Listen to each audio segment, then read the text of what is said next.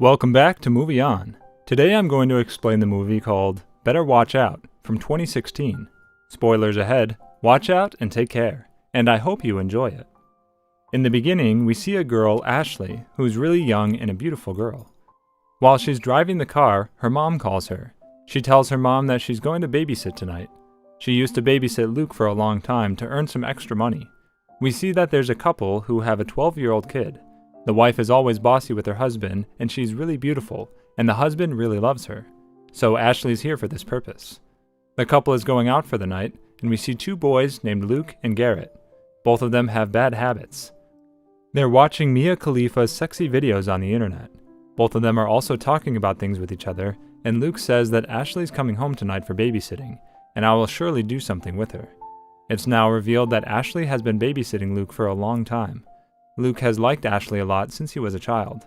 He always wanted to do dirty kinds of things with her, but he never got the chance. Now we see that when Ashley arrives home, the old man starts hitting on her because she's really a beautiful girl. Meanwhile, his wife arrives and tells directions to Ashley. She says that Luke has a habit of walking in his sleep, so whenever he leaves his room, we understand that he's sleepwalking. After telling her all the things, the couple leaves the home. Garrett also leaves the house, saying best of luck to Luke. Now Ashley and Luke are all alone at home. Luke asks Ashley to watch a movie with him, and Ashley replies to him that she has to take a call right now. After that, she'll watch a movie with him. She now calls her boyfriend, Ricky, who asks her to be with him on Christmas night. Ricky starts arguing with her, and while she's talking with him on the phone, she sees a spider on the wall. She starts shouting as she sees it, and Luke arrives, so she asks Luke to kill the spider. But instead, Luke catches the spider with a glass, and he says that the spider is innocent, so why should I kill it? He leaves the spider outside. He's now thinking in his mind that he saved Ashley today, and now he's her hero. He's really happy thinking that, and he thinks that Ashley will like him for this. But there's nothing like that. Ashley is still talking to her boyfriend, and Luke is feeling jealous inside. Now Ashley goes to the living room and starts watching a horror movie. Luke brings the champagne bottle with him and starts drinking. He wants to tell Ashley that he's not a child. He pretends that he's an adult. Ashley's really angry at him and says, "Are you mad? What are you doing?" She takes the bottle from him and goes to the kitchen to throw the bottle away. She receives a call from Ricky again, and she starts drinking while talking to him. Luke comes into the kitchen and holds the bottle again. Luke is now watching a movie with Ashley. While they're watching the movie, Luke comes closer to Ashley and wants to kiss her, but Ashley stops him and says, "You're just a kid. You shouldn't do these things at this age. I already have a boyfriend." Luke doesn't feel good about her behavior. He sits angrily. The phone rings in the home, and when Ashley picks up the call, no one talks from the other side. But after some time, they get a phone call again, and Ashley receives the call once more. There's some unknown person on the phone who's talking in a heavy voice, like he has a sore throat, and he says to Ashley that he can watch her all the time. He's watching all of her activities. Ashley first thinks that it's her boyfriend who's trying some lame joke on her. She's already worried due to Luke being home, and now her boyfriend is irritating her. Ashley's looking out of the window now and tries to look for someone if there's someone peeking or not, but there's no one there. When she turns to the window again, there's a Santa Claus statue nearby standing in the front. Ashley's really surprised and terrified seeing it. While she's processing the presence of the statue, the main door opens on its own. She locks the door herself, and now she thinks that there's someone in the house. Ashley runs towards the door and locks it again. She asks for her phone from Luke so that she can call the police and inform them about what's happening. But as he's giving her the phone, it falls into the aquarium.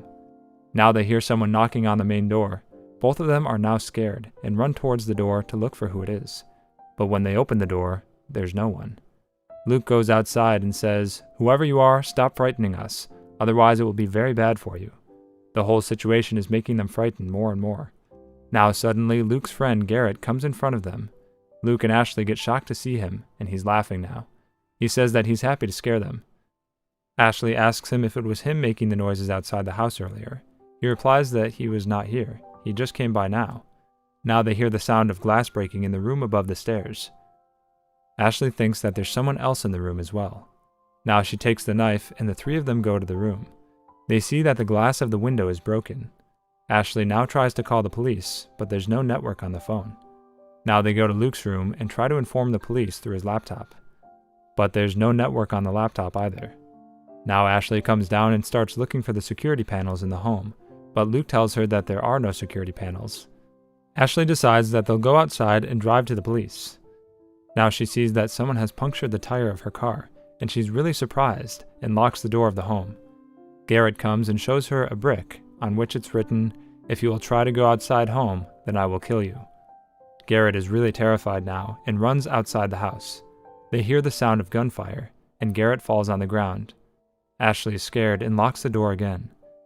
Luke tells her that there's a gun in his father's bedroom. When they go upstairs, they see that someone has entered the house. The man is exploring each room with a shotgun in his hand.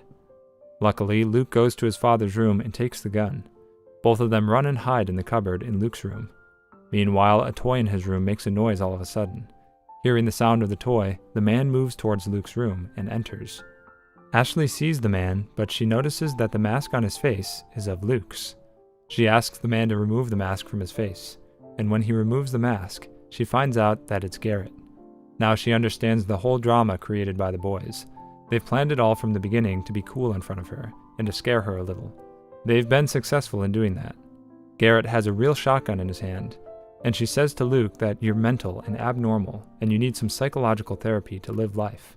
Now she's about to call his parents, but Luke follows her from behind and tries to stop her. But she isn't doing so. When Ashley's walking down the stairs, Luke slaps her and she falls on the ground and becomes unconscious. Garrett and Luke take Ashley and tie her on the chair with ropes. Now it's revealed that it was all their plan from the start, and they just wanted to do what they're about to do now. When Ashley wakes up, she asks them to free her and not to do all of this. But Luke points a gun at her and asks her to play a game with them. The game is truth or dare. If you win the game, I'll let you free, but if you lose, you have to drink a drink having poison in it. Ashley scares them, saying that if their parents come home, she'll tell everything to them. Garrett is a little scared and he wants to leave the house, but Luke stops him, saying that nothing will happen. Garrett has the first turn. He asks Luke to touch Ashley's boobs. Luke is happy to hear this, and so he does it. After some time of playing the game, Garrett says that he's not comfortable with it all. Luke says that the party has just begun. There are a lot more things ahead. Now Luke gives her the drink, but Ashley throws it on the floor. Meanwhile, they hear the doorbell. Ashley starts shouting so that anyone hears her, and they can save her. Luke is angry at her, and he puts tape on her mouth so that she cannot shout anymore. When they go out to look at who's at the door, they find out that it's Ricky, Ashley's boyfriend. They're not allowing Ricky to enter the home. Luke is angry and says that Ashley doesn't want to talk to you, so leave. But he makes an excuse to give flowers to Ashley. He goes upstairs and looks for her. Luke is following him quietly from behind and strikes him with a baseball bat. Ricky is saved and he's not injured. He holds Luke and asks him about Ashley. Garrett comes and points the shotgun at Ricky. Luke takes advantage of the situation and strikes his head with the baseball bat again. Ricky falls down and becomes unconscious. Garrett is really confused and worried watching him unconscious, but Luke is enjoying all of this. He takes Ricky with him and ties him on the chair with rope beside Ashley. Ashley is now shocked to see Ricky in this situation. After some time, Ricky is awake, and Ashley asks him why he's here. Ricky looks towards the phone. It's revealed that it was Luke. Luke tells her that he himself has texted Ricky to come here. Listening to this, Garrett is really angry now and asks him why he's doing all this. Luke asks him to sit down at the corner and be quiet. He takes out Ashley's phone from the aquarium and sees that the phone is still working. Luke calls Ashley's ex-boyfriend Jeremy and invites him over.